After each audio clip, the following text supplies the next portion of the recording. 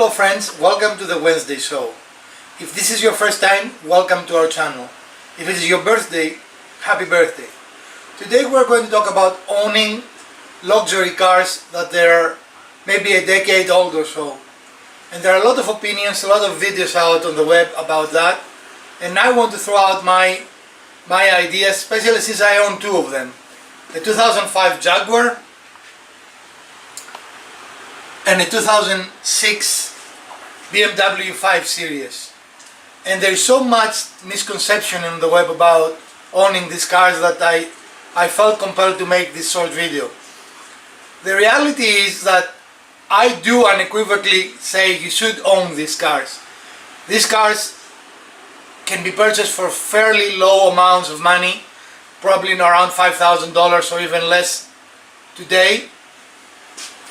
And they're unbelievably inexpensive to fix yourself. They're great do-it-yourself vehicles, and they buy you the same luxury that they bought you back then when they were brand new, at a fraction of the cost. A lot of people say, oh, BMWs, Jaguars, very hard to fix. Not true at all. In fact, I found out that for all the cars that I own, and I do own a bunch, these two old cars are among the easier to fix. And I do fix most of my cars myself. When people talk about expensive repairs, the point is expensive repairs when you take them to the dealer. Absolutely. On this car, on the Jaguar, I changed the struts of the back, and I have a video I'm going to link here for that. The dealer wanted $600, it cost me $16 and probably 5 minutes to do. On this car, I had to change an ignition coil. The dealer wanted $1,200. The ignition coil cost me $28, and it took less than 5 minutes to replace. So yes, if you buy these cars and you want the dealer to maintain them for you, that can get expensive, but there is absolutely no reason for that to happen. These cars are very easy to work as a do-it-yourselfer. They perform fantastic. Both of them performed the same way they performed when they were brand new. I have had them for a little bit of time, and I've had BMWs for many years. This is my first Jaguar, but BMWs have been my car of choice for a long time.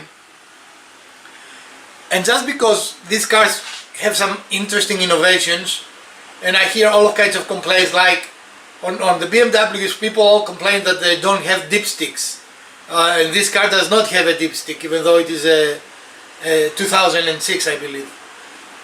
So what? Even when you have dipsticks in your cars, how often do people actually check it? The computer checks it constantly. So if your oil is low or you have a leak or something, the computer will tell you fast, quicker, and way before any damage is done to the car than if you were to do it manually. Saying that the car is a bad price because it has some modern equipment in it and it does not follow the traditional ways of doing things is just lack of progress and lack of understanding. I would challenge anyone to tell me that they are checking the oil any quicker than every second that this computer on this BMW does. I simply don't believe that. I think no one does it as often. So, are there problems with older cars? Yes, but I can tell you that neither the BMW nor the Jaguar have any noises as you drive them down the highway.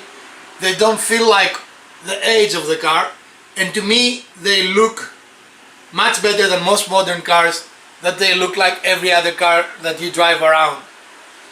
So today is a little bit of a vlogging versus a building or a fixing video, but I wanted to throw my hat into this discussion of older cars and how I see people having videos, do not buy BMW, do not buy Jaguar, do not buy Audi. Total nonsense. These are people that never own those cars, or there are people that don't know how to change a spark plug or use a wrench.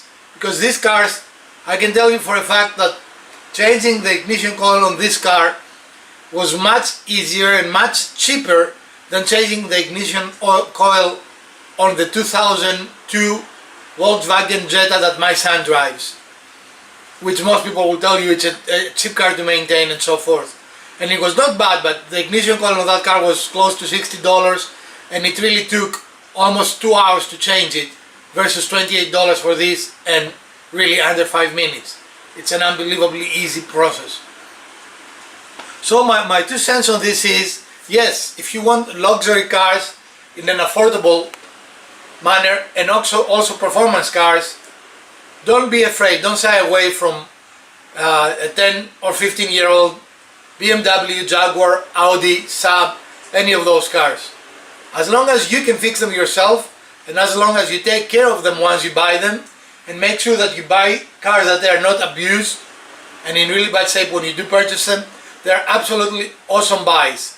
You buy them for a fraction of what they cost, and you have the enjoyment of a classic car. This Jaguar I just love.